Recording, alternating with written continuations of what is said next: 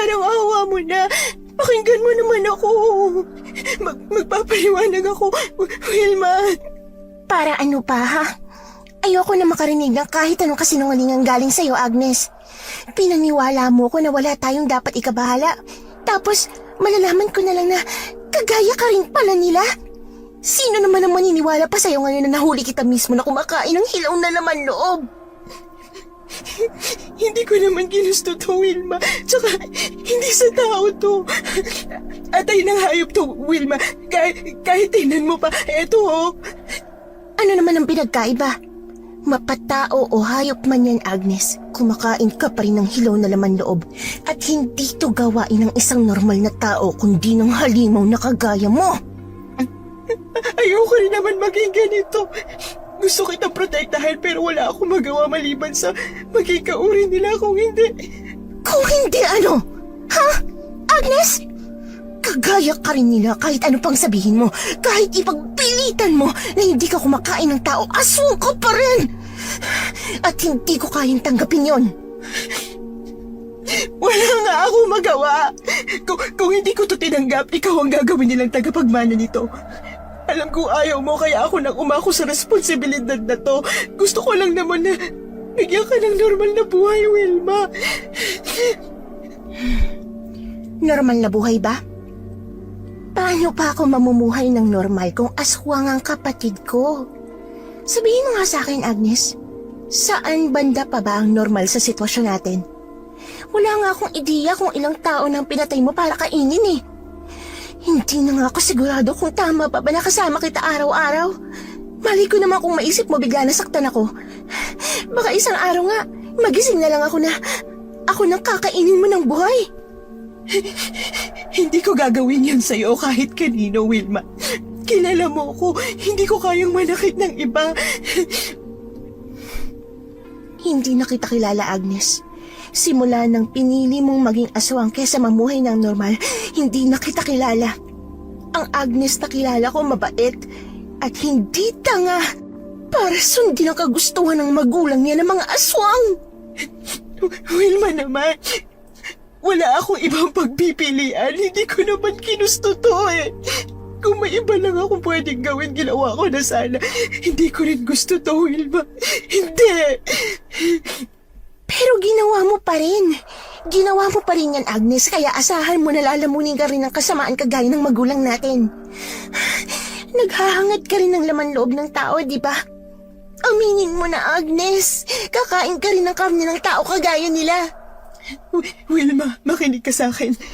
Kahit naging ganito ako, hindi ako mananakit ng iba. Hindi ako kakain ng tao kagaya nila. Pangako, magkakaroon ka pa rin ng normal na buhay. Imposible yun, Agnes. Oo, sa ngayon hindi ka pa nga kumakain ng tao. Pero hanggang kailan mo kayang pigilan yung pagiging aswang mo? Alam ko na alam mo kung anong pinagdaanan nila nanay at tatay nung nabubuhay pa sila. Wilma, hindi mangyayari sa akin yung nangyari sa kanila. Hindi ko gagawin ang mga ginawa nila. Palipat-lipat tayo ng tirahan dahil sa mga kasamaan na ginawa nila, Agnes. Nakalimutan mo na ba yun? Madilim pa lang, kailangan na nating lumikas para hindi tayo maabutan ng mga tao na gusto tayong patayin dahil aswang ang magulang natin. Hindi man lang tayo nakapag-aral ng maayos nang dahil wala tayong permanenteng tirahan. Ngayon na wala na sila, akala ko ba magiging maayos ng lahat? Pero bakit kailangan mo rin maging katulad nila? Bakit, Agnes? Bakit? Patawarin mo ko, Wilma. Wala lang akong alam na ibang pwedeng gawin para protektahan ka. Hindi mo ko kailangang protektahan, Agnes. Bakit kasi ako palagi ang inuuna mo? Bakit hindi mo rin unahin yung sarili mo? Sa tingin mo ba natutuwa ako sa tuwing nagsasakripisyo ka para sa akin? Hindi, Agnes! Mas lalo mo lang pinapamukha sa akin na wala akong kwenta. Kasi hindi mo ko kayang pagkatiwalaan.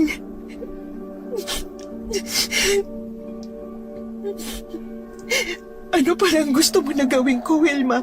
Hinayaan ko na lang ba sana ang magulang natin na gawin ka rin na aswang para sa ikapapayapa nila? Alam mo higit kanino man kung gaano ka kahalaga para sa akin. Ayoko maranasan mong sinapit ng magulang natin sa kamay ng mga taong tumapos sa kanila. Pero bakit ikaw? Bakit kailangan ikaw ang sumalo ng lahat ngayon na wala na sila? Bakit, Agnes? Dahil mahal kita, Wilma. Ate mo ko, kaya gagawin ko ang lahat ng makakaya ko para sa'yo. Kahit kailangan ko pang tustahin ang kaluluwa ko sa impyerno kung kapalit nito ay normal na buhay na hinahangad mo, gagawin ko. Kung ganon, hindi ko kailangan ng pagmamahal mo, Agnes. Aalis na ako dito sa Nayon, bukas na bukas din. Pupunta ako sa lungsod para doon ako tumira. Gusto sana kitang isama doon para sabay tayo magsimula ulit, pero pagkatapos ng nalaman ko, mukhang mas makakabuti kung magkahiwalay na tayo ng landas, Agnes.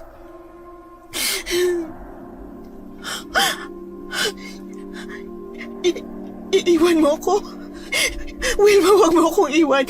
Hindi ko alam kung makakaya ko mag-isa. Ikaw na lang ang natitira kong pamilya. Wag mo akong iiwan, maawa ka. Hindi na magbabagong desisyon ko. Wala akong tiwala sa mga katulad mo. Normal akong tao, Agnes. Samantalang ikaw, isa kang aswang! Nanlumo ako sa narinig ko kay Wilma. Nakampante kasi ako na kahit anong mangyari, hindi niya ako tatalikuran. Akala ko, siya mismo ang mas makaiintindi sa sitwasyon ko, lalo na dahil ginawa ko ito para sa kanya. Ilang taon na simula nung mamatay ang magulang namin kaya lumipat kami sa lugar na walang nakakakilala sa amin. Ilang taon ko na rin tinatago ang tungkol sa pagiging aswang ko. Naging maayos naman ang lahat hanggang sa makita ni Wilma ang kalahati kong katawan sa loob ng kwarto. Galing kami sa pamilya ng mga aswang. Manananggal ang tawag ng karamihan sa uri namin. May kakayahan akong paghiwalayin ang pang-itaas at pang-ibabang parte ng katawan ko pagkatapos gamitin ng espesyal na langis na galing pa sa mga ninuno namin. Sa kabilugan ng buwan ay nakakaramdam ng sobrang pangangati sa katawan ng isang manananggal at ang langis na ito ang ginagamit ko para mawala ang pangangati ito. Pero sa tuwing gumagamit ako ng langis ay naghihiwalay ang aking katawan. At ang mga braso ko naman ay nagiging pakpak na kamukha ng pakpak ng paniki. Ang pakpak na ito ang ginagamit ng mga manananggal para makalipad sa gabi tuwing naghahanap ng bibiktimahin. Pero hindi ibig sabihin noon ay gawain na ng lahat ng manananggal ang pagkain ng tao. Para sa akin, sapat na rin ang hilaw na laman loob ng mga hayop. Wilma, hindi na ba talaga magbabagong isip mo? Mas magiging masaya ka ba kapag magkalayo tayo? Hindi na, Agnes. Mahirap man para sa akin na gawin to dahil kahit papano kapatid kita. Pero ayoko na talaga manatili sa tabi mo ngayon na isa ka palang aswang. Patawarin mo rin ako sa mga masasamang salita na sinabi ko pero sana maintindihan mo na ayaw ko sa mga aswang. Kung ganon, gawin mo nang makakapagpasaya sa'yo, Wilma. Patawad, Agnes. Alagaan mong sarili mo. Kung may lunas lang sana ang pagiging aswang, baka... Wala itong lunas, Wilma. Gusto ko man na maging normal na tao ulit. Hindi na to posible. Siguro nga mas mabuti na umalis ka na rito. Ayoko rin na madamay ka sa oras na malaman ng mga tao kung ano ako. Kinaumagahan, hinayaan ko na lang na umalis si Wilma. Wala rin akong ibang masisisi pa kundi ang sarili ko. Siguro, kung naging maingat sana ako, baka hindi pa nalaman ni Wilma ang tungkol sa pagiging aswang ko. Hindi ko rin pinagsisisihan na akong nagmana ng pagiging aswang nila nanay at tatay. Ayoko na maging aswang si Wilma kaya pinilit kong lunukin ang 2 itim na perlas ng aming magulang para sumakabilang buhay na sila. Lumipas ang mga taon, nasanay na rin akong mamuhay mag-isa. Naging pangunahing hanap buhay ko ang pagbebenta ng bagoong. Masarap ang binibenta kong bagoong dahil sa sekretong sangkap na hinalo ko rito. At dahil kakaiba ang timpla ng bagoong ko, ay dumami ang mga customer at nagkaroon pa ako ng mga suki. Ma'am, kakadaan lang pala ni Aling Josie dito. O-order daw po sana siya na 100 bote ng bagoong. Iniwan na rin po niya ang pambayad. Sige Carmen, iwan mo na lang sa taas ng lamisita ang pera. Pakilista na rin kung kanino galing at ilan ang order para hindi ko makakalimutan. Mukhang magpupuyat na naman ako mamaya para ihanda ang order ng suki natin Sige po. Ma'am, pwede ko naman po kayong tulungan. Tapos naman na po ako sa mga gawaing bahay dito. Ano ka ba? Kinuha kita para tumulong sa mga gawaing bahay, hindi para maghanda ng mga paninda kong bagoong. Ako nang bahala rito. Kung wala ka ng gawain, edi magpahinga ka na lang. Sigurado po kayo dyan Sige po. Tawagin niyo na lang po ako pag may iba pa po kayong iuutos. Oo, kaya umalis ka na muna rito sa kusina at marami pa akong ihahandang order. Opo, ma'am. Pinagmasdan kong umalis sa kusina si Carmen. Mag-iisang taon na rin siyang nagtatrabaho sa akin. Noong una ay hindi ko lubos maisip na kumuha ng kasambahay lalo na't hindi naman gaano kalaki ang bahay na tinitirhan ko. Pero simula nang pumatok ang negosyo ko sa bagoong ay halos hindi ko na mawalis ang sahig at maalis ang mga sapot ng gagamba sa mga sulok. Mabuti na lang at nakilala ko si Carmen na siyang naghahanap ng matutuluyan at trabaho noon. Pagkatapos naming pag-usapan ang magiging trabaho at sahod niya, ay agad nang nagsimula si Carmen at dito na rin siya tumira sa bahay kasama ko. Marahil ay naaalala ko si Wilma kay Carmen. Masaya ako at kahit papaano ay hindi na ako mag-isa. Kahit pa hindi ko maiwasang isipin na balang araw ay baka iwan din ako ni Carmen. Lalo na kapag nalaman niya ang sikreto ko. Kaya para maiwasan ito ay mas ginandahan ko pa ang pakikitungo sa aking kasambahay. Tanging mga gawaing bahay lang na sakop ng kanyang trabaho ang pinapagawa ko sa kanya, habang ako naman ang bahala sa aking negosyo. Napatingin ako sa isang balde ng bagoong na hinanda ko noong nakaraang araw pa. Malakas na ang amoy nito, kaya alam kong mas lalo itong masarap. Kinuha ko ang lalagyan ng sikretong sangkap at hinalo ko rito. Napangiti ako nang mas lalong bumango ang timpla ng bagoong kong binibenta. Pagkatapos ko paghaluin ng mabuti ang mga ito, ay agad ko nang nilagay sa mga sisidlan na bote. Carmen, tapos na ako. Pwede mo nang linisin ang kusina at maghanda ka na rin ng hapunan natin. Opo. Ano po ba ang gusto mong lutuin kong ulam, ma'am? Kahit ano, may karne pa ba tayo sa ref? Naku, marami pa po. Namalengke po ba kayo kahapon? Punong-puno ng karne ang freezer natin sa ref Oo nga pala. Sige, kahit anong luto na lang. Masarap sana yung may sabaw kagaya nung dinuguan pero okay na rin ako sa pritong karne. Wala naman kasi tayong sangkap para sa dinuguan Oh, si ma'am talaga mahilig sa dinuguan. Nung nakaraang linggo nagluto rin kayo ng dinuguan Anong magagawa ko? Sa'yo nung paborito ko kaya ako hinahanap-hanap O siya, maghanda ka na at ako'y maliligo muna dahil nangangamoy bagoong na ako. Natawa na lang si Carmen sa sinabi ko. Kumain na kami pagkatapos ko maligo at bago pa mag 8:00 ng gabi ay nakapatay na ang ilaw namin sa bahay. Maaga kaming natutulog ni Carmen. Kailangan ko rin kasi magising ng hating gabi para kumalap ng mga panibagong sikretong sangkap sa susunod na batch ng gagawin kong bagoong. Napangiti ako habang nakahiga at nakatitig sa lumang kisame ng bahay. Hindi ko akalain na papatok ang negosyo kong bagoong simula ng haluan ko ng hilaw na laman loob ang aking timpla. Noong una ay gumamit ako ng laman loob ng kambing at baka, pero kalaunan, sa di inaasahang pangyayari, ay nakatikim ako ng laman ng tao. Simula noon, hinanap-hanap ko na ang lasa nito. Hindi maalis sa isipan ko ang kakaibang sarap na tanging sa karne at laman loob lang ng tao ko natikman.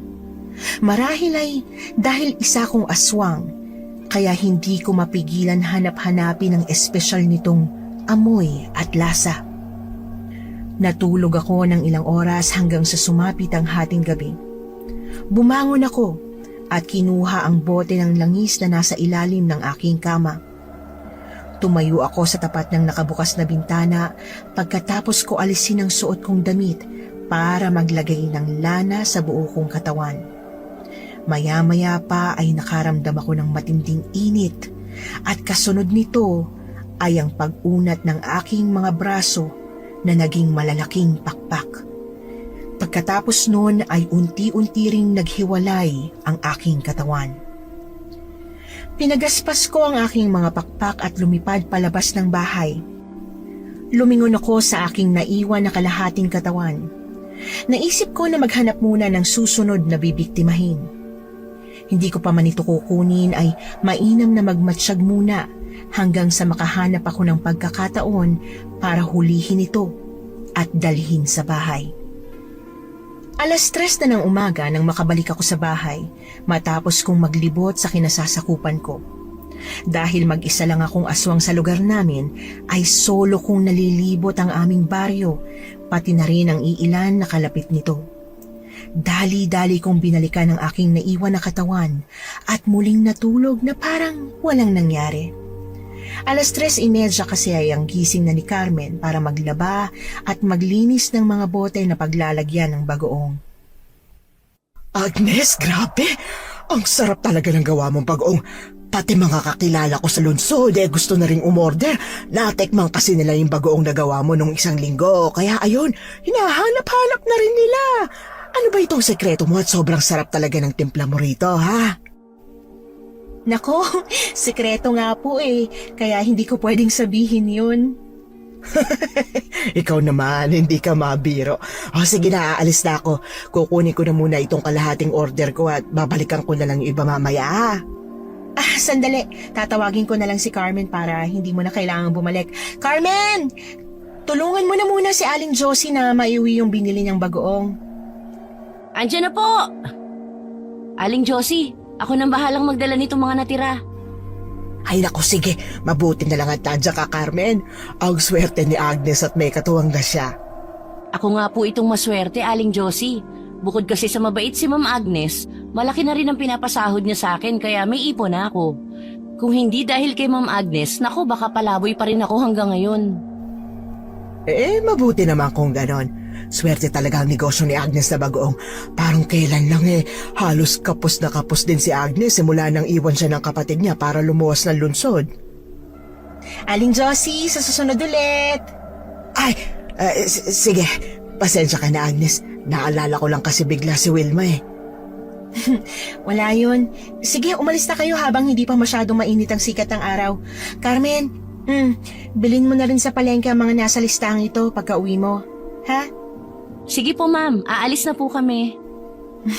Mag-ingat kayo. Napaismid ako nang makaalis na sila Aling Josie at Carmen. Muli ko na naman kasi naalala si Wilma.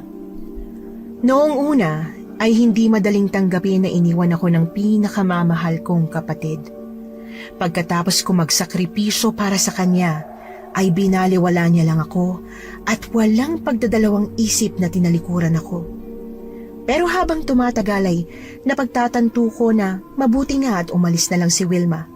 Dahil kung hindi, baka hanggang ngayon ay hindi ko pa rin naiintindihan ng kakaibang ligayang nadarama noon ng aming mga magulang sa tuwing kumakain sila ng karne at laman loob ng tao. Papasok na sana ako sa loob ng bahay nang biglang may dumating na customer. Kagaya ni Aling Josie, ay daan-daan din ang ino-order nito na bagoong. Mang Bugoy, naparito po kayo. Mag-order po ba kayo ulit ng bagoong? Magandang umaga, Agnes. Oo, naubos na kasi yung nauna kong in-order Pwede mo ba akong pagbilan ng 500 bote? Bukas ko sana kukunin kapag kaya mong ihanda kaagad lahat yon. Marami kasi akong pinagsusuplayan Paano kasi? Ang sarap at kakaiba ang lasa ng yung bagoong. Ay naku Mang Bugoy, kahit ilang beses mo pang bulahin ang paninda ko, hindi pa rin bababa ang presyo nito, no? Sige, ihahanda ko na agad ang mga order mo para pwede mo nang kunin bukas ng ganitong oras. Mabuti naman kung ganon. Tsaka, kahit hindi mo na ako bigyan ng discount, nabebenta ko naman ng mas mahal ang mga kinukuha ko sa iyo. Sulit na rin kasi dahil masarap talaga ang timpla ng bagoong mo. Si Mang Bugoy talaga, oh. Oh, eto pala bayad ko. Isasama ko bukas ang anak ko para kunin ang mga order kong bagoong, ha? Naku, salamat. Sige po. Ay, oo nga pala. Nabalitaan mo na ba? May aswang daw dito sa lugar natin. Po? Anong aswang naman yan? Ang hirap naman paniwalaan kung ano man yan. Nako, ang mga kabataan talaga ayaw maniwala sa mga aswang no? Pero makinig ka Agnes, totoo sila. Kagabi nga lang may iilan na nakakita ng aswang na lumilipad at naglilibot. Marahil naghahanap ito ng mabibiktima. Ano raw po bang itsura ng aswang, Mang Bugoy? Kinukwento lang din kasi sa akin ito. Pero ayon sa nakakita, may malaki raw itong pakpak, buwaghag ang buhok at putol ang katawan. Mang Bugoy naman, nagpapapaniwala ka sa ganon? Sino naman ang mabubuhay kapag putol ang katawan? Meron bang ganon? Hey, ikaw ang bahala kung ayaw mo maniwala. Basta ang mahalaga, sinabi ko na sa'yo. Kaya mag-ingat kayo ni Carmen, lalo na sa gabi, dahil dalawa lang kayo rito. Wala pa kayong kasamang lalaki sa bahay.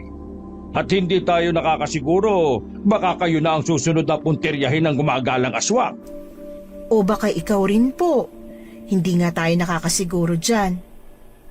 Ay nako, iniisip ko pa lang natatakot na ako Kung bakit kasi hindi na lang namatay ang lahat ng aswang na yan dito sa mundo. Ganun nga po. Sana namatay na lang silang lahat, no? Ay, nako, anong oras na? Ay sige, aalis na ako Agnes. Bukas na lang ulit ha. Huwag mong kakalimutan ang mga in-order ko. Mas lalo mo pang sarapan para mabenta ko kagad lahat ha. Sige Mang Bugoy. Kung gusto mo ikaw na mismo isahog ko Ha? Ano yun? May sinasabi ka ba? Ay, wala po. Sige ho, ingat kayo.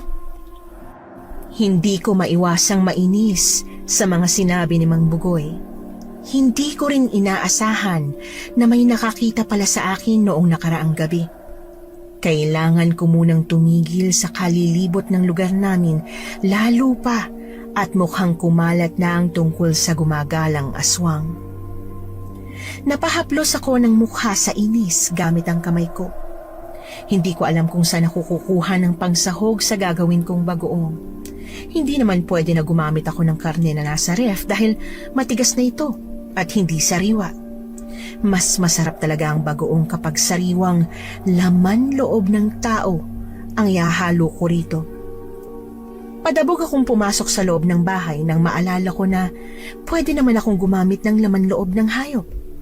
Dali-dali akong nagbihis para pumunta ng palengke para bumili ng sariwang laman loob ng bagong katay na baka.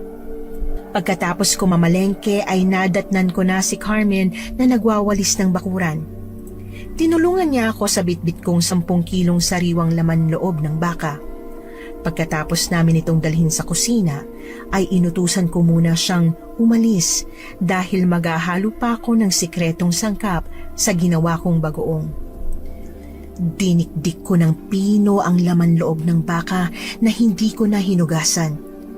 Pagkatapos kong mapino ang mga ito, ay agad ko na silang hinalo sa bagoong. Medyo nakulangan ako sa lasa pero hindi naman ito nalalayo sa karaniwan kong timpla.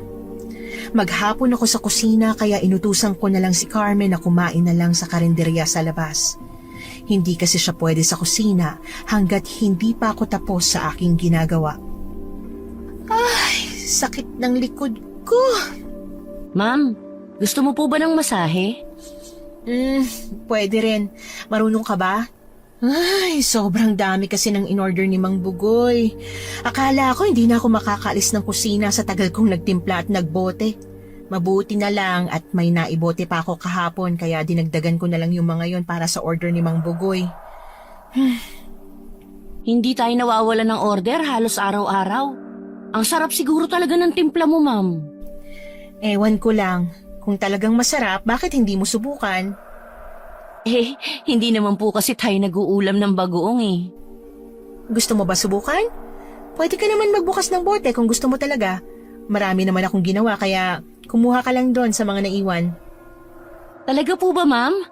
Sige po, bukas sa agahan mag-uulam ako ng bagoong. Ay, parang yun lang tuwang-tuwa ka na.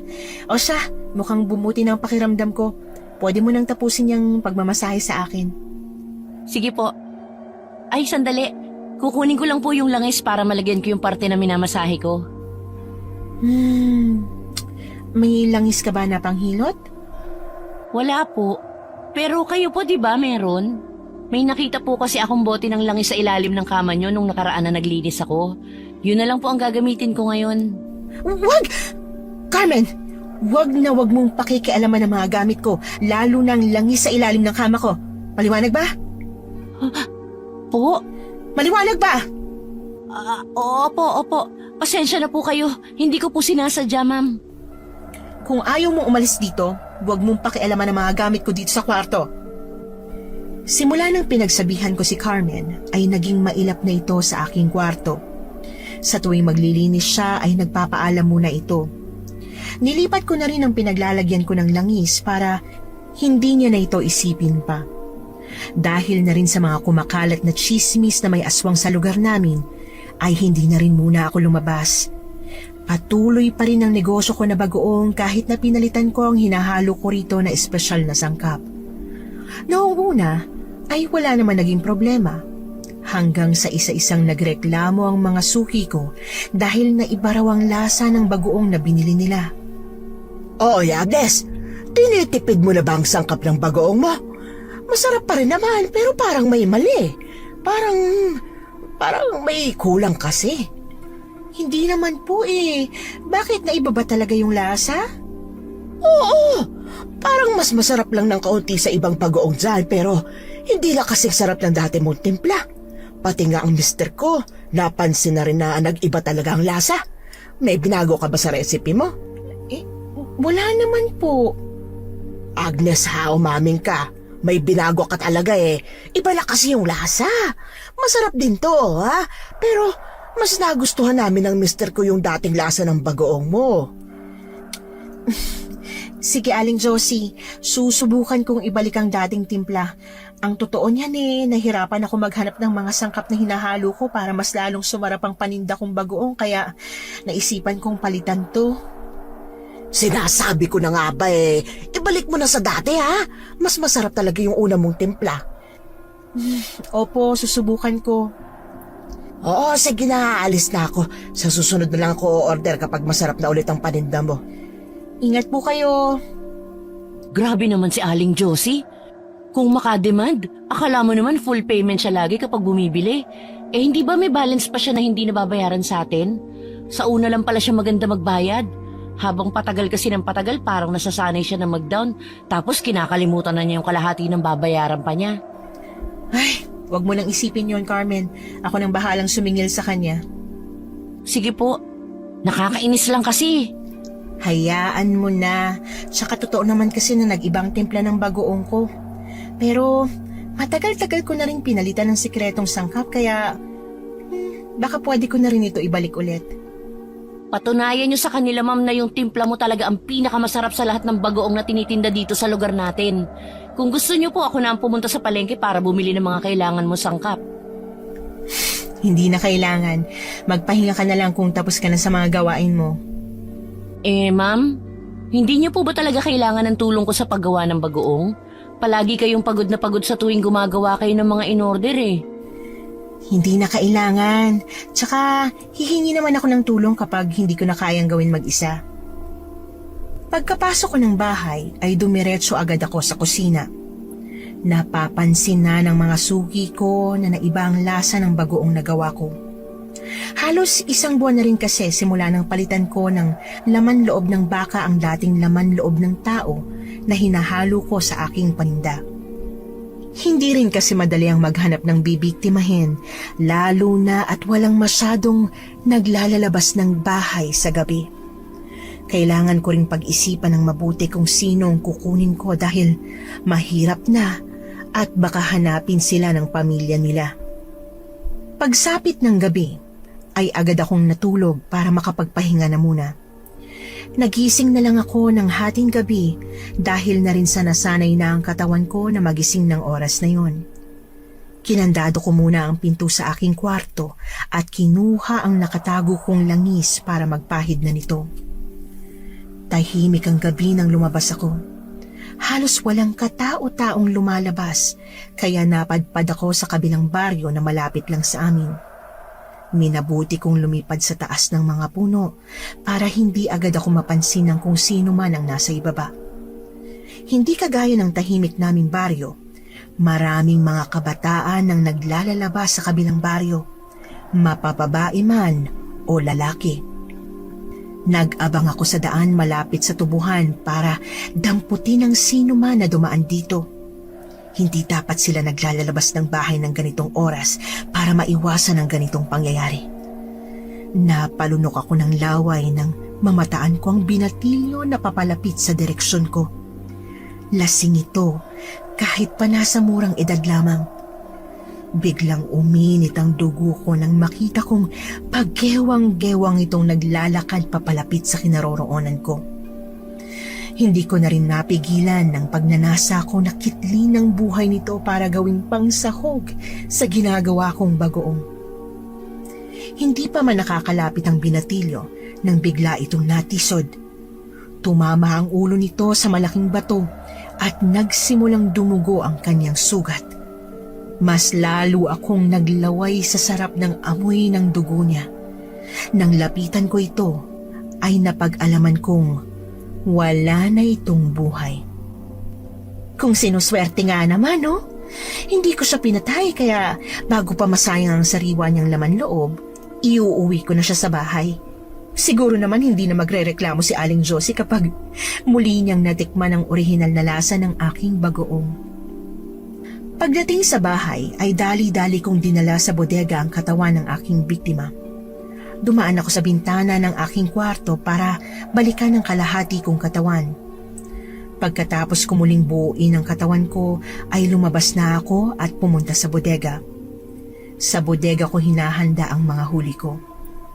Nagsimula akong alisin ang dugo sa katawan ng binatilyong inuwi ko. Pagkatapos noon ay dahan-dahan ko siyang binalatan para paghiwalayin ang balat niya sa karne. Inalis ko rin ang ulo nito at nilagay sa malaking gilingan na bato para mas madali ko itong maibaon. Higit sa lahat, maingat kong itinabi ang mainit-init niya pang laman loob. Kinaumagahan ay patapos na akong magluto ng chicharon na gawa sa balat ng magising si Carmen. Magandang umaga, Carmen. Gusto mo? Magandang umaga rin sa inyo, ma'am. Naunahan niyo ako magising ngayon ah. Ano po yan? Chicharon na balat. Masarap to. Bagong luto kaya malutong. Wow! Pahingi po ako niyan. Kuha ka lang. Hindi ko naman mauubos lahat to eh. Salamat po. Ang sarap nito, mama. Ang lutong. Sige, ubusin mo yung natira. Magbobote lang ako ng bagong timplang bagoong para kung sakali may bumili, hindi na ako mahirapan. Agnes! Agnes! Oh, si Aling Josie yun ah. Ang aga naman yata niya. Magbabayad kaya siya ng utang? Sandali, ako nang titingin. Dito ka na lang. Agnes, nandiyan ka ba? Magandang umaga, Aling Josie. Ano po yon? Mukhang balisang-balisa kayo ah. May nangyari po ba? Naku, Agnes. Yung pamangkin ko kasi nawala. Ayun, nagsipuntang mga kamag-anak namin dito para sunduin siya. Akala kasi nila nandito lang sa akin yung pamangkin ko. Biglaan ba naman ang dating nila kaya hindi man lang ako nakapaghanda. May bagoong ka pa ba dyan? Kukuha sana ako kahit 5 bote lang nang may maipaulam ako sa kanila. Ay, ganun po ba? Tamang-tama, may bagong gawa ako at siyak na magugustuhan mo to. Bakit? Binalik mo na ba yung dating timpla? Opo, pasensya na rin po kayo kasi medyo tinipid ko sa sangkap yung mga naunang gawa ko. Pero wag po kayong mag-alala, marami-rami akong nagawa kagabi. Sandali po ikukuha kita ng 5 bote sa loob. Ay, gawin mo ng 10 bote, Agnes. Papadalang ko na rin sila pagka-uwi nila para naman kahit papano hindi sila umalis ng walang dala. Hindi pa rin kasi nakikita ang pamangking kong nawawala Sige po. Bibili po ba siya ulit ng bagoong o uutang na naman? Bibili. Tsaka, hindi naman madalas umutang si Aling Josie. Kapag talaga walang-wala siya, kaya nagagawa niyang umutang. Pagkatapos mo pala dyan, Carmen, pwede mo ba akong tulungan magbote na muna? Marami pa kasi akong hindi na ilalagay sa bote na bagoong Ay, sige po ma'am. Aling Josie, eto na po yung 10 bote. Dinagdagan ko na rin po ng 1 librang bote. Asus, ikaw talaga, Agnes. Salamat dito Ito palang bayad. Pang 5 bote lang yan. Kulang kasi ang dala kong pera Pero magbabayad ako mamayang hapon. Sige po. Pagkatapos umalis ni Aling Josie ay bumalik na ako sa loob. Nagsimula na kami ni Carmen magbote ng bagoong. Naikwento ko rin sa kanya ang ginawa ni Aling Josie, kaya naman mas lalong uminit ang ulo ni Carmen dito. Hindi ko naman masisisi si Carmen, noong una lang kasi magandang magbayad si Aling Josie. Nang masanay na siya pumakyaw ng paninda kong bagoong, ay doon na lumabas ang tunay niyang kulay at napapadalas na ang pag-utang niya o paunti-unting pagbayad. Sinasabi ko na nga wais talaga yang si Aling Josie. Palagi kanyang dinadala sa chismis, ma'am. Baka nga hindi totoong nawawala ang pamangkin niya Hindi tayo nakakasiguro dyan, Carmen. Tsaka, kahit na ganito magbayad si Aling Josie, kahit papano nababayaran niya naman lahat. Hindi nga lang buo. Ang balita ko po kasi, hindi naman nire-resell ni Aling Josie ang mga bagoong na kinukuha niya sa atin. Kinakain po nilang mag-asawa. Pero hindi ko naman po sila masisisi. Masarap naman kasi talaga ang timpla niyo, ma'am. Pinakagusto ko yung nilalagyan ng suka. O di kaya yung ginisa. Mabuti naman at nagustuhan mo. Kakaiba po kasi yung lasa Parang may magic. Naku, binobola mo pa ako Pwede ka naman kumuha ng bagoong kapag gusto mo, libre na yon. Basta wag mo lang sayangin kasi malas yung nagsasayang ng pagkain. Talaga po? Salamat, ma'am. Buti naman at gumana ang pambobola ko. Natawa na lang kami pareho ni Carmen. Marami-rami pa ang natitirang bagoong na hindi na ibobote kaya habang nagkukwentuhan ay binibilisan na namin ang trabaho. Maya-maya pa ay napatigil si Carmen sa kanyang ginagawa nang may napansin siya sa bagoong na nilagay niya sa bote. Napakunot ang noo ni Carmen kaya nagtaka rin ako kung ano ba ang nakita niya para ganoon na lang ang naging reaksyon niya. Oh, bakit Carmen? May dumi ba sa bagoong? Mukhang hindi naman po ito dumi pero matigas po Tingnan niyo po, ma'am Parang buto. Bakit may buto na nakahalo sa bagoong? Baka dumi lang yan. Oo nga naman, bakit naman may nasamang buto? Baka bato ka mo. Pero mukha kasi talagang buto na giniling, ma'am Wala ka naman pong hinalo na karne o ano rito, di ba? Saan po galing to? Carmen, hayaan mo na. Kung ano man yan, alisin mo na lang at magbote ka pa. Marami pang natitira Baka abutin tayo ng hapon nito. Opo. Wag mo nang pansinin yun. Baka nga buto lang yun. Ginamit ko kasi yung gilingan na bato, yung dati para magiling ng karne ng baka. Tapos yun din ang ginamit ko para gumawa ng bagoong para mapabilis ang proseso. Baka nga may naiwan na buto kaya ganun. Baka nga po. Pasensya na po kayo, ma'am. Ano ka ba?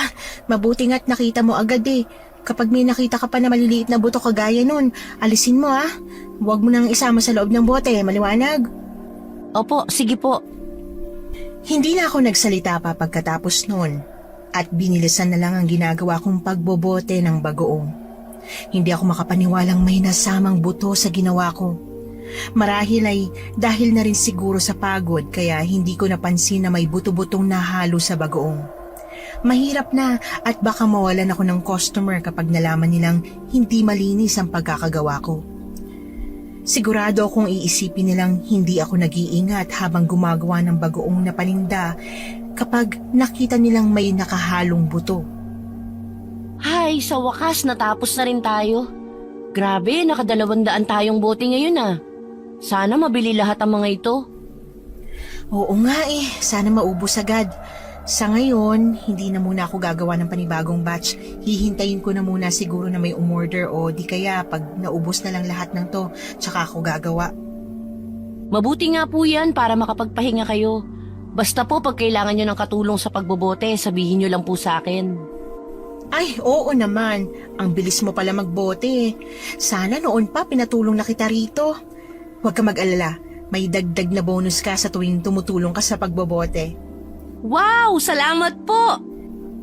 Ay, teka. Mukhang may tumigil yata na sasakyan sa labas. Titingnan ko lang. Ayusin mo muna sa loob ng kahon ng mga bote na naselyo na natin. Sige po, ma'am. Oh, Agnes, mabuti naman at lumabas ka kagad. Tatawagin pa sana kita eh. Mang Bugoy, mukhang napaaga ang balik niyo ah. Wala pang 1 linggo nung pinakyaw niyo yung bagoong ko. Nagtataka ka pa talaga, Agnes. Siyempre, dahil yun sa masarap ang bagoong mo, kaya madaling ibenta sa iba. Pero alam mo ba, may ilang customer din na nagre-reklamo dahil medyo naiba raw ang lasa ng bagoong. Sinubukan ko nga rin at medyo may kulang nga sa timpla mo doon sa nakaraang order ko. Pasensya na po. Naubusan kasi ako ng sikreto kong sangkap kaya ganon. Pero huwag kayong mag-alala. Meron na ulit akong sapat na mga sangkap kaya balik sa dati na rin ang lasa nito. Hindi naman kasi talaga nagkakalayo ang lasa nila. Mas malasa lang yung timpla ko na may sikretong sangkap. Ay, ganun ba? Ano ba kasi yung sikretong sangkap na yan at nang matulungan kitang maghanap kung sakaling maubusan ka ulit? Si Mang Bugoy talaga. Hindi na po yung sikreto kapag sinabi ko sa inyo. Hindi talaga ako makalusot sa iyo. Oo nga pala. Pumunta ako rito para umorder. Marami-rami to ha. Pero ang tanong, kaya mo kaya yon? Ilang bote po ba, Mang Bugoy? 500 ba ulit? 2,000. May koneksyon na kasi ako sa ibang bayan. At gusto rin nila na mag-resell ng bagoong mo. Ano, kaya mo ba yon? Sa darating na linggo ko na sana pipick upin eh. Ay, ang dami nga. Pero sige, magpapatulong na lang ako kay Carmen. At saka may sapat naman akong sangkap para gumawa ng ganun karami. Ay, mabuti naman. Eto pala ang bayad. Salamat po. Pero teka, mukhang sobra po yata ito. Sige na. Tanggapin mo na lang. Mahal din naman ang benta ko sa bagoong mo eh. Kaya malaki rin ang kinikita ko dyan. Maraming salamat, Agnes. Hindi ko akalain na kaya mo ihanda ang ganito kadaming order sa loob lang ng ilang araw. Sige po, salamat. Bumalik na lang kayo sa linggo at sisiguruhin kong nakahanda na yung mga in-order niyong bagoong. Agad kong sinimulang gawin ang bagong batch ng bagoong. Mabuti na lang at madali akong nakakuha ng alamang dahil sa supplier na kilala ko. Halos 3 banyera ng alamang ang hinanda ko para sa gagawin kong bagoong.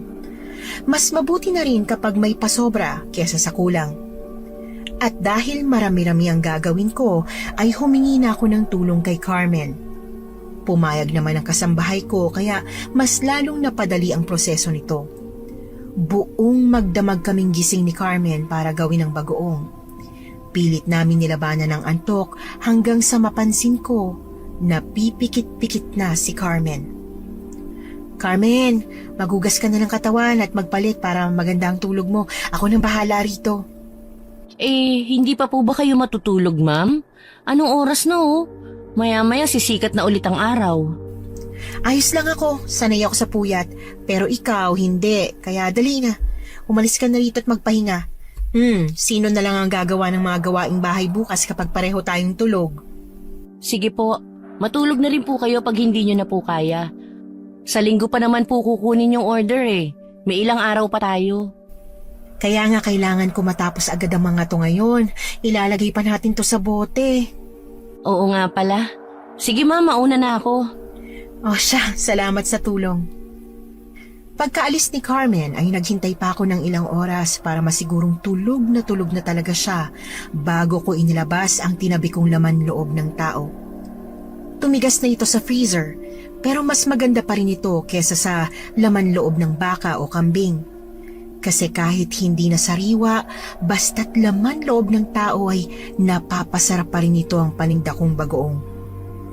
May mga natira pang karne na pwede kong tadtarin para maihalo sa bagoong na ginawa ko.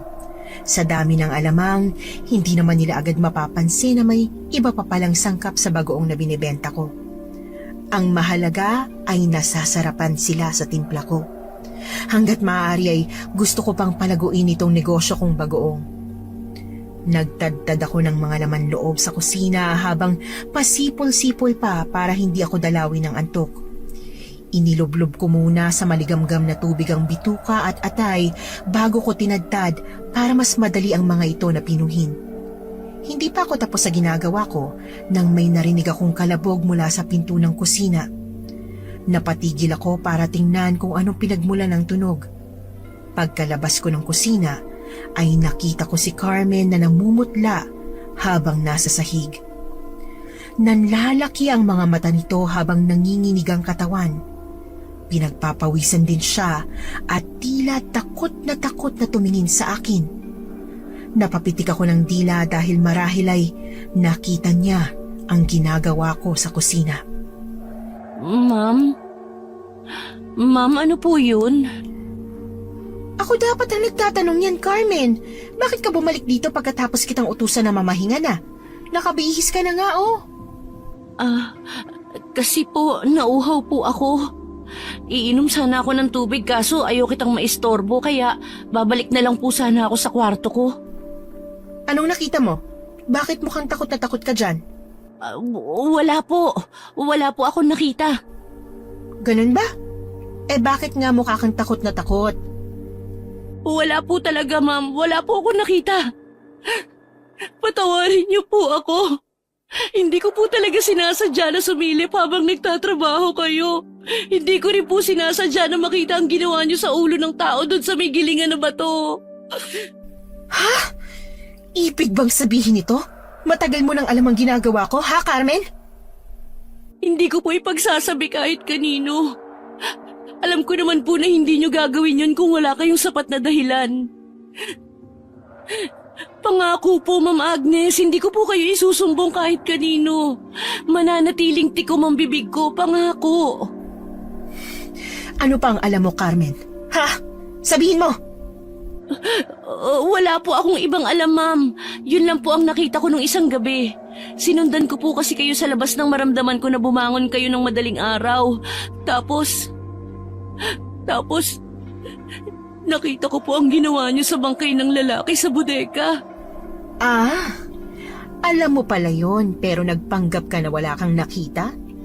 Pues sige, halika rito sa kwarto ko at may ipapakita ako sa'yo. Halika! Nang mga oras na yon ay nakaramdam ako ng takot. Naisip ko na baka iwan din ako ni Carmen kapag nalaman niyang isa akong aswang. Wala na rin akong pake kahit nakita niya pa ang ginawa ko sa ulo ng tao doon sa may gilingan na bato. Pwedeng-pwede kong patayin si Carmen at gawing sahog sa ginagawa kong bagoong, pero hindi ko alam kung bakit ako nagdadalawang isip. Ang totoo niyan ay naaalala ko si Wilma kay Carmen. Matagal na rin simula nang huli kaming magkita ng kapatid ko. Pero kahit na nagkahiwalay kami ng may sama ng loob, hindi pa rin nawawala ang pag-asa ko na baka isang araw ay bumalik siya rito at makipag-ayos sa akin. Kaya nag-iipon din ako sa pamamagitan ng pagbebenta ng bagoong para kung sakaling lapitan ako ni Wilma ay may maibibigay ako sa kanyang tulong sa pamamagitan ng perang naipon ko. Galit ako kay Wilma pero siya na lang din ang natitira kong pamilya. Ang gusto ko lang naman ay maintindihan niya ako. Samantalang si Carmen naman na hindi ko kadugo ay nagawang manahimik kahit nalaman niya ang masama kong gawain. Alam mo ba kung ano to, ha, Carmen? Iyan po ang langis ninyo, di ba po? Alam mo ba ang nagagawa ng langis na to? Bakit hindi mo subukan, Carmen? Po, Natatakot ka ba sa akin, Carmen? Sabihin mong totoo. hindi po. Hindi po ako natatakot sa iyo, Ma'am Agnes. Nang dahil sa inyo, hindi na ako naging palaboy. Nakakain na rin ako ng 3 beses sa isang araw. May maayos na higaan. At higit sa lahat, may ipon pa ako mula sa pinapasweldo nyo.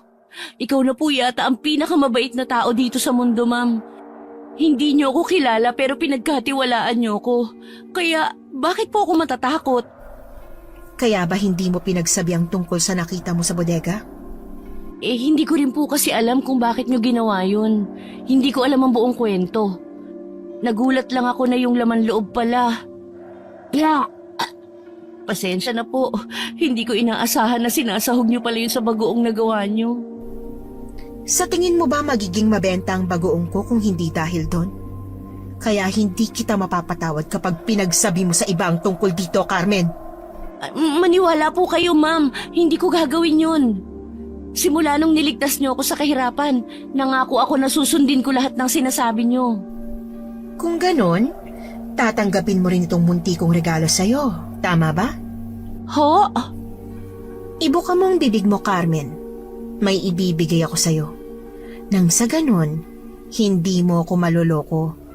Ayaw na ayaw ko sa lahat ng traidor, kaya sa pamamagitan nito, masisiguro kong hindi mo ipagsasasabi ang mga nalaman mo. Pagkatapos ko sabihin yon ay iniluwa ko ang itim na perlas. May 2 akong itim na perlas na galing sa magulang ko. Para sana kay Wilma ang isa pero alam ko na ayaw niyang maging aswang kaya ako na ang umangkin sa mga ito. Dahil 2 ang itim kong perlas, pwede kong ibigay sa iba ang isa. Si Carmen ang napili kong pagbigyan nito. Pinalunok ko kay Carmen ang itim na perlas. Wala siyang kaalam-alam sa susunod na mangyayari. Ilang saglit pa ay biglang napaliyad si Carmen. Napakapit siya sa kanyang buhok habang namumuti ang kanyang mga mata. Kitang-kita sa mukha niya ang matinding sakit na kanyang pinagdadaanan. Parte kasi ito ng proseso ng pagiging aswang. Naninibago pa kasi ang katawan niya sa kapangyarihan ng perlas kaya pilit pa itong nilalabanan. Maya-maya ay nagsimulang maglaway si Carmen na tila isang asong katatapos lang tumakbo ng mabilis. Unti-unti na siyang nagiging kalmado pero nag-iiba na rin ang kanyang anyo. Nangitim ang mga labi ni Carmen pati na rin ang kanyang mga kuko. Hindi pa rin lubusan natanggap ng katawan niya ang kapangyarihan ng perlas. Heto, Carmen, gamitin mo tong langis. Ipahid mo sa katawan mo para mawala ang sakit na nararamdaman mo ngayon. Ma'am Agnes, nagugutom ako. Alam ko, pero hindi ka pwedeng kumain hanggat hindi mo nakokontrol ang katawan mo. Maglagay ka ng langis ngayon din. Ang sarap sa pakiramdam. Nawawala nga ang sakit ng katawan ko dahil sa langis. Bumabalik na rin sa dati ang itsura ko. Teka, bakit parang napupunit ang katawan ko? Carmen, simula ngayon, isa ka na ring aswang. Siguro naman mas madali mong maiintindihan kung bakit ko ginawa yung mga ginawa ko ngayon na pareho na tayo, hindi ba? Ma'am, ang mga kamay ko! Nagiging pakpak ang mga kamay ko! Hindi! Nakakalipad ako! Nakakalipad nga ako pero bakit naiwan ang kalahati kong katawan? Isa ka ng manananggal katulad ko, Carmen. Hindi mo na ipagsasasabi ang tungkol sa mga nalaman mo sa akin. At higit sa lahat, hindi mo na ako iiwan.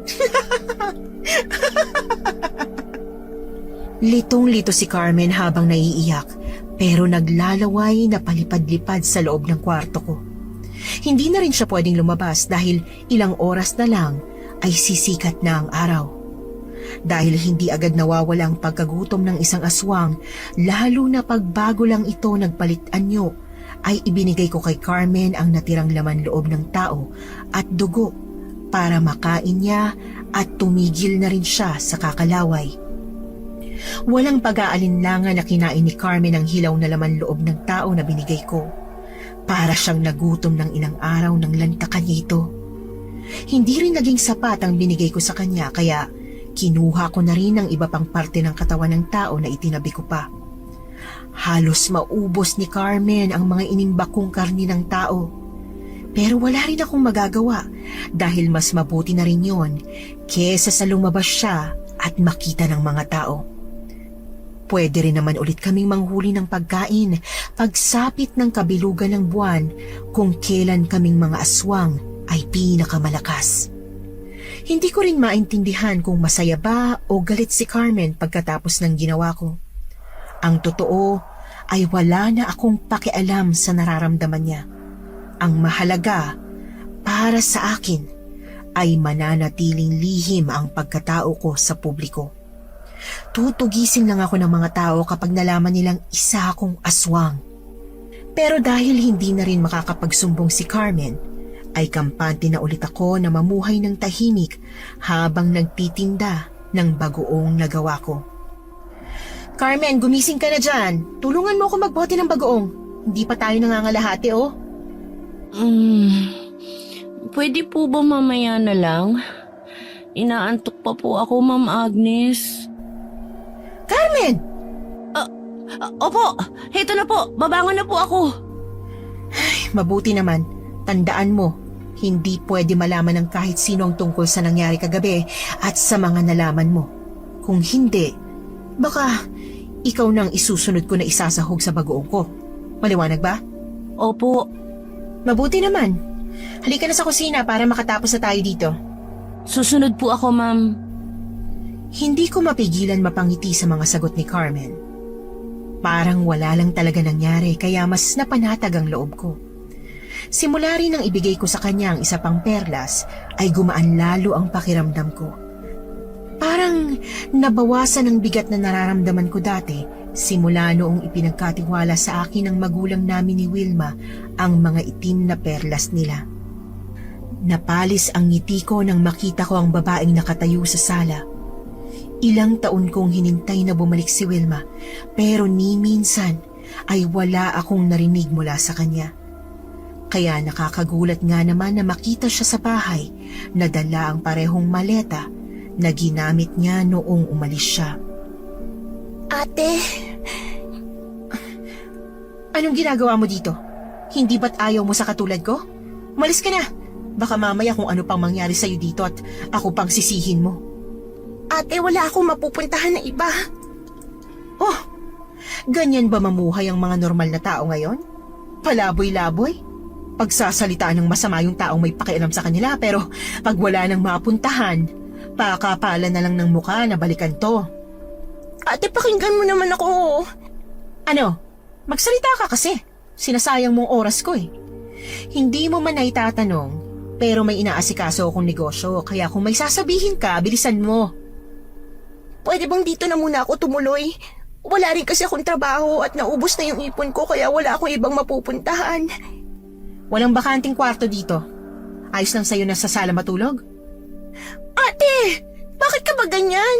Ako na nga itong lumapit para humingi ng tulong eh. Anong walang bakanting kwarto? Bahay natin to kaya alam kong may isa pang kwarto maliban sa ginagamit mo. At ikaw pa talaga may lakas ng loob na magtaas ng boses? Tsaka, kailan mo ba naging bahay to? Simula nang umalis ka, hindi ka nakabilang dito, Wilma. At saka may gumagamit na ng isang kwarto kaya wala talagang bakante. Sino naman ang gagamit ng kwarto ko? Akin yun! Ma'am Agnes, kasya pa po ba ang bote na gagamitin natin? Ay, may bisita po pala kayo. Mauna na po ako sa kusina. Sige, magsimula ka na rin magbote ng bagoong nang makapagpahinga na tayo. Kaya pala, nang umalis ba ako, naghanap ka ng kapalit ko, ate? Pero teka lang ha, alam ba niya kung ano ka talaga? Akala ko pa naman kung anong negosyo talagang pinagmamalaki mo. Bagoong lang palang binibenta mo eh. Hindi na ako magtataka nito kung saan nanggagaling ang mabahong amoy dito sa bahay. Sa bagoong mo pala yun. Ha? Bakit mo ba ako sinampal ha?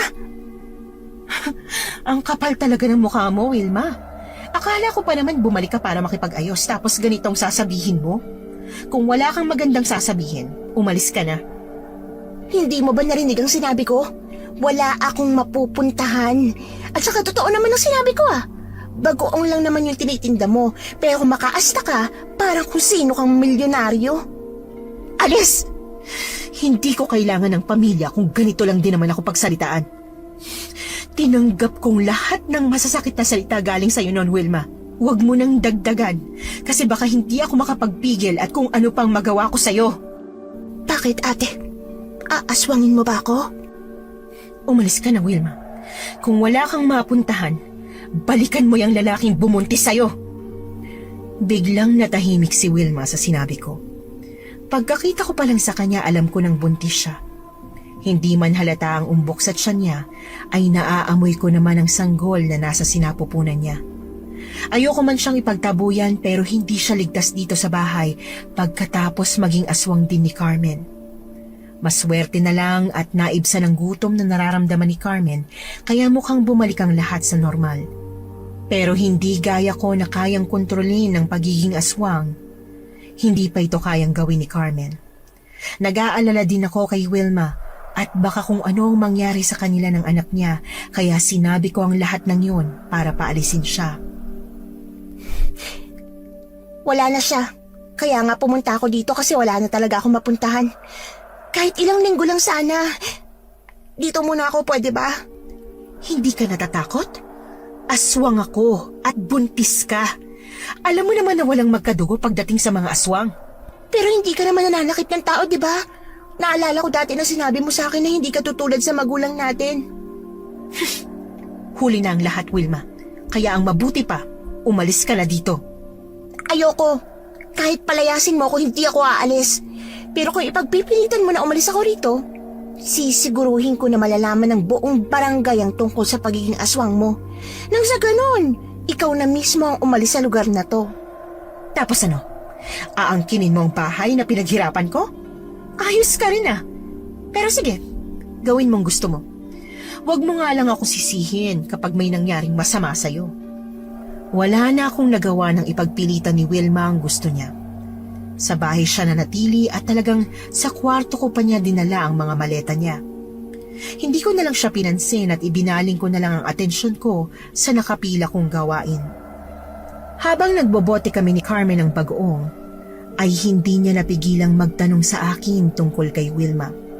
Sinabi ko sa kanya na kapatid ko si Wilma kaya hindi niya ito pwedeng saktan.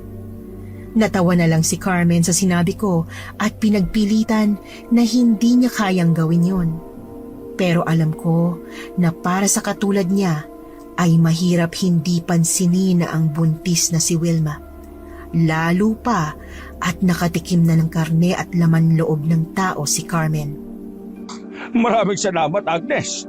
Hindi ko akalain na kaya mo ihanda ang ganito kadaming order sa loob lang ng ilang araw. Walang anuman, Mang Bugoy.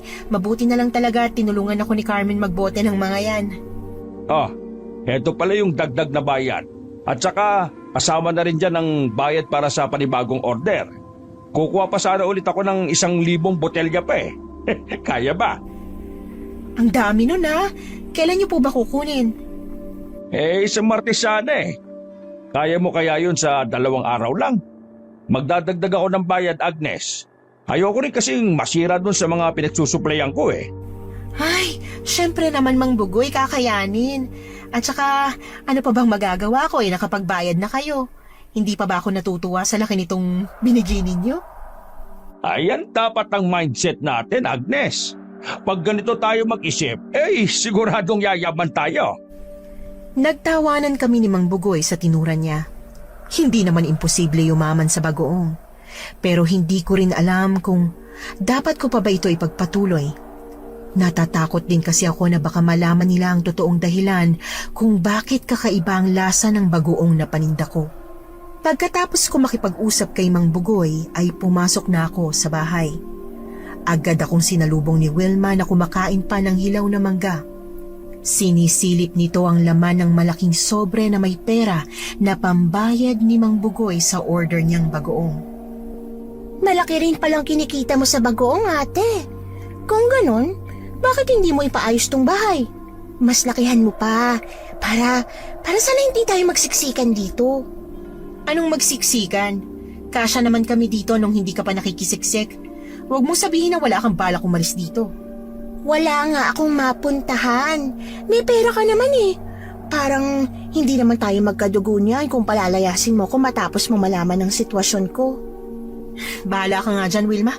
Kung ano man ang meron ako ngayon, pinaghirapan ko to. Sus! Pinaghirapan daw. Agnes! Agnes, nandiyan ka ba? Agnes! Aling Josie? Bakit po? Ay naku Agnes, kailangan ko ng tulong mo. Naalala mo yung pamangkin kong nawawala? Hindi pa rin siya nakikita eh. May mga nakapagsabi na lasing daw itong umuwi ng gabing huli siyang nakita. Hindi pa rin namin nakikita pero may mga bakas ng dugo ron sa tubuhan na dinaanan niya papunta sa kanila. Ganun po ba? Kawawa naman po. Ano po ba yung may tutulong ko? Ayun na nga. May nabalitaan kami na may nakitang bangkay doon sa kabilang bayan. Pero walang-wala kami ngayong pera eh. Hihiram sana ako kahit pamasahe man lang namin para puntahan at makumpirma ang bangkay na nakita. Sige po. Wala pong problema. Magkano po ba? Ay, nakakahiya naman sa'yo Agnes. Pero kahit magkano na lang kaya mo ipahiram. Sige po. Pwede na po bang 1,000? Naku, malaking tulong ito Agnes. Maraming salamat ha. Walang anuman po. Mag-ingat kayo. Ay, sana mahanap yun na yung pamangkin nyo. Hindi ko maiwasang makonsensya sa nangyari.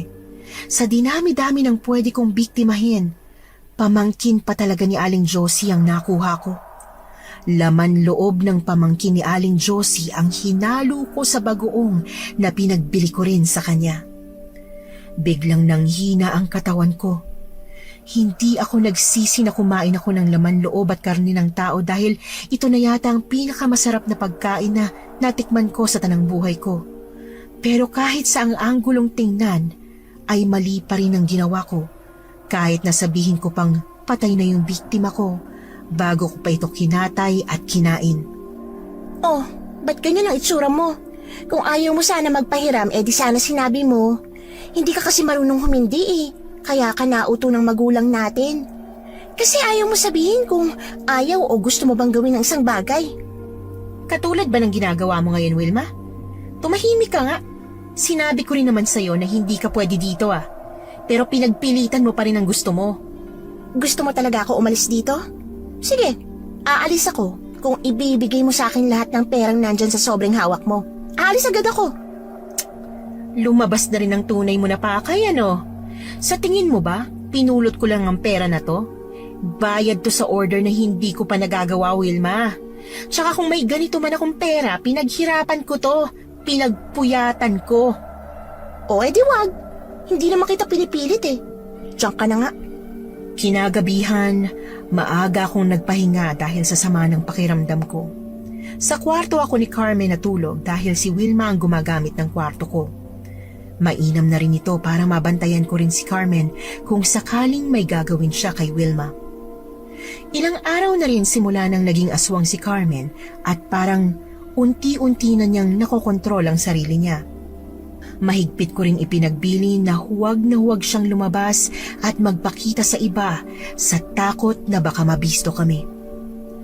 Mabilis akong nakatulog sa matinding pagod. Pero wala pang hating gabi ay nagising na ako sa sobrang uhaw. Bumangon ako at nagulat nang makita kong wala akong katabi. Bigla akong kinabahan sa naisip ko. Carmen? Carmen? Ma'am Agnes, nagising po pala kayo? Shh! Huwag po kayong maingay. Tingnan po ninyo to. Ano bang meron dyan? At bakit ka nakasilip sa butas ng dingding? Yung kapatid po ninyo, ma'am, nag-iimpake. Nagising po kasi ako nang maramdaman kong may sumara ng pinto sa kwarto natin. Bumangon ako para sundan ko sino yun at nakita ko si Ma'am Wilma na may dalang sobre. Yun po yata yung sobre na galing kay Mang Bugoy. Yung pinaglalagyan niya ng perang pambayad sa'yo kapag umu-order siya ng bagoong. Walang hiya akong kapatid! Wilma! Ano sa tingin mo yung ginagawa mo? Ate, sabi mo di ba umalis ako? Eto na oh, alis na ako para hindi na kita mistorbo rito. Wala akong pakialam kung umalis ka. Iwan mo yung perang kinuha mo. Hindi kita pinalaki para magnakaw. Saan mo natutunan yan, ha? Anong pera, ate? Wala akong alam sa sinasabi mo. Ma'am Wilma, nakita ko po kayo na may kinuhang sobre sa kwarto ko kanina. Pera po ni Ma'am Agnes yun eh. Hoy, ikaw! Bakit ka nakikisawsaw dito? Kasambahay ka lang naman. Wala kang pakialam sa nangyayari dito, kaya tumahimik ka dyan. Ayoko ng gulo, Wilma. Ibalik mo ang pera at malaya kang makakaalis. Ha? Pera lang yun, ate. Mababawi mo pa yun kapag nagbenta ka pa ng maraming bagoong. Bakit mo naman ipagdadamot yun sa sarili mong kapatid? Sinabi ko na sa'yo, Wilma. Hindi pa sa akin ang pera na yan dahil hindi pa na kumpleto yung order. Ibalik mo yan ngayon din. Ayoko! Sa akin na tapos ibabalik ko pa. Ano ko, uto-uto? Carmen, tulungan mo akong kunin ang pera sa maleta niya. Masusunod po, Ma'am Agnes. Ikaw, bakit ka ba sunod ng sunod sa ate ko, ha? Akala mo, mabait siya't santa? Nagkakamali ka dyan. Kampon niya ng demonyo. Aswang siya. Kaya bakit ka sa kanya pumapanig? Kung gugustuhin niya, kaya kanyang patayin at kainin. Kaya kung ayaw mo mamatay sa kamay ng halimaw na yan, akong tulungan mo't hahatian kita ng perang nakuha ko. Wilma, ganito ba talaga kababang tingin mo sa akin? Oo. At karapatan ni Carmen na malaman ang totoo. Kung hindi ako ligtas dito, ganon din si Carmen. Sabay kaming napatingin ni Wilma kay Carmen. Namumula ang mga mata nito habang naglalaway na nakatingin sa tiyan ni Wilma. Ilang saglit pa ay bigla niyang sinunggaban si Wilma. Napahiga sa sahigang kapatid ko habang nasa itaas naman niya si Carmen na nakaupo sa kanyang tiyan.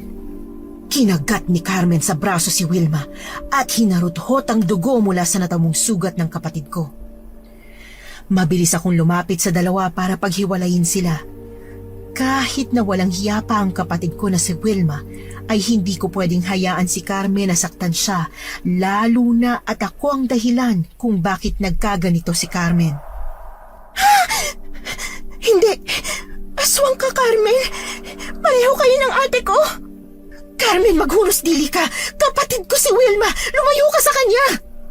Hindi ka na niya nirespeto, Ma'am Agnes. Pagkatapos mo siyang patuloyin, kahit pinagsabihan ka na niya ng masama, may balak pa siyang nakawin ng pera na pinaghirapan mo. Hindi ba niya alam? Ang perang yon ay resulta ng pagpupuyat mo para gumawa ng bagoong. Kung gusto niya kunin ng pera, kukunin ko rin ng sanggol sa sinapupunan niya para... Carmen, makinig ka. Hindi mo papakialaman si Wilma at ang sanggol niya.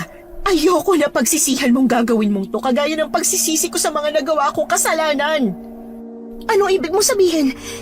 Agnes, kumain ka ng tao? Sinasabi ko na nga ba? Katulad ka rin nila. Noong iniwan mo ko, aaminin kong naligaw ako ng landas na wala ba naman ng tao na akala ko hindi ako iiwan kahit anong mangyari. Pinagkatiwalaan kita, Wilma. Nagawa kong tanggapin to sa magulang natin dahil alam kong maiintindihan mo ako. Pero ano? Iniwan mo ako pagkatapos mong husgahan ang mga desisyon ko.